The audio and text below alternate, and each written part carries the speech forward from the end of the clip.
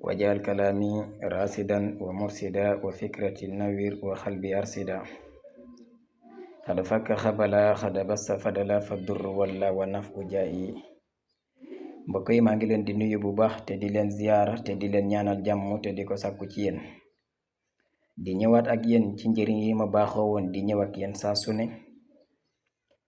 di leen fàttali ngeen partage vidéo yi tey abonné tey laal j'aime bi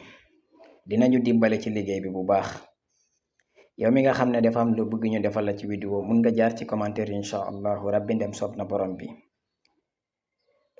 di leen ñaanal lépp lu ngeen fi taatane itam yàlla def ci barke. mbokk moo doon laajte wàllum bayreb njaay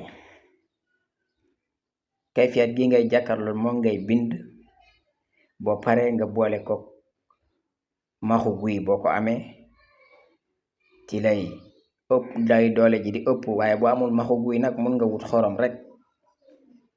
ak suufu sela bi yoon suufu bayal boo xam ne bayal bu yaatu la nit ñi dañ fay jaar nga boole kook moom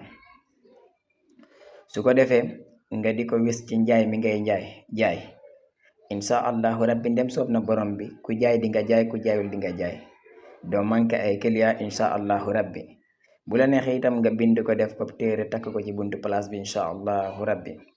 assalaamu aleykum wa rahmatullahi taala wa barakatuhu jërëjëf